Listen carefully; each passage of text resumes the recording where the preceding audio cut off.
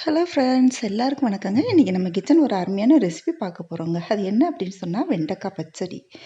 எங்கள் வீட்டில் அடிக்கடி ஒரு சைடிஷ் செய்கிறோம் அப்படின்னு சொன்னால் அந்த வெண்டைக்காய் பச்சடி தாங்க. லைட்டாக ஒரு இனிப்பு, லைட்டாக ஒரு புளிப்பு, லைட்டாக ஒரு காரம் கலந்து வந்துட்டு டேஸ்ட் வந்துட்டு ரொம்பவே அட்டகாசமாக இருக்கும்.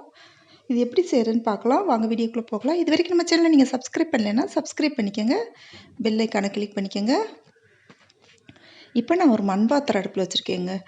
பொதுவாகவே இந்த வெண்டைக்காய் பச்சடி செய்கிறது நம்ம மற்ற பாத்திரத்தை விட மண் பாத்திரம் கொஞ்சம் டேஸ்ட் அதிகமாக இருக்கும். இப்போ எண்ணெய் சேர்த்துக்கலாம்.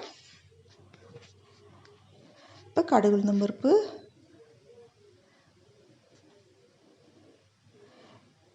கொஞ்சமாக நம்ம வந்துட்டு வெந்தயம் சேர்த்துக்கலாங்க.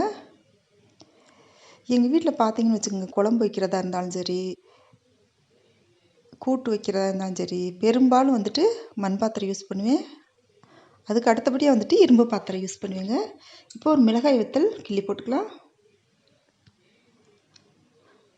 இது நல்லா செவந்து வரந்துட்டியும் கலந்து விட்டுக்கோங்க.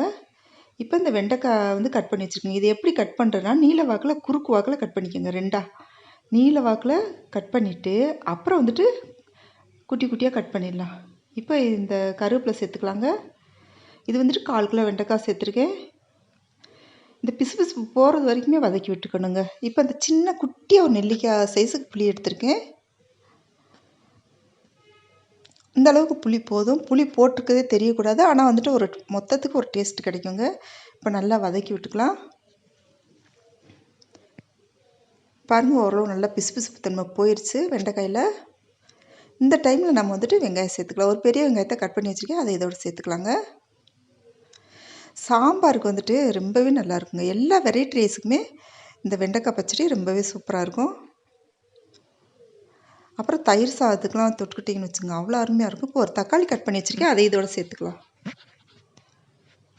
இது கால் கட் பண்ணுற நேரம் தாங்க. மற்றபடி இந்த ரெசிபி செய்கிறதுக்கு ஒரு 5 நிமிஷம் போதும்.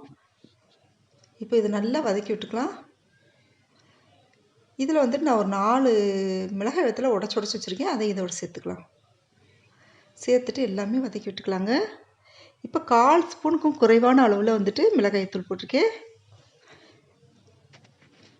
இதே அளவு வந்துட்டு நம்ம மஞ்சள் தூள் எடுத்துக்கலாம்.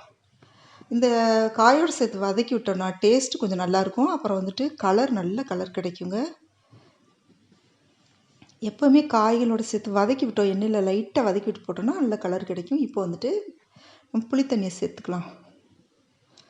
புளித்தண்ணியை சேர்த்துட்டு எல்லாத்தையுமே கலந்து விட்டுக்கலாங்க. இப்போ உப்பு சேர்த்துக்கலாம். உப்பு சேர்த்துட்டு எல்லாத்தையும் நல்லா கலந்து விட்டுக்கலாங்க. இப்போ மூடி வச்சிடலாம். இந்த வெண்டைக்காய் பச்சடியில் அதிக காரமோ அதிக புளிப்போ சேர்க்கவே கூடாதுங்க. இப்போ வந்துட்டு பாருங்கள், சூப்பராக ரெடி ஆகிட்டுருக்கு. அப்பப்போ கலந்து விட்டுங்க. தண்ணி கம்மியாக தான் இருக்குது இல்லையா, அதனால் வந்துட்டு கொஞ்சம் மேலாக இருக்க காயெல்லாம் வேகணும் இல்லையா, அதனால் வந்து நம்ம வந்து அடிக்கடி கலந்து விட்டுக்கணுங்க.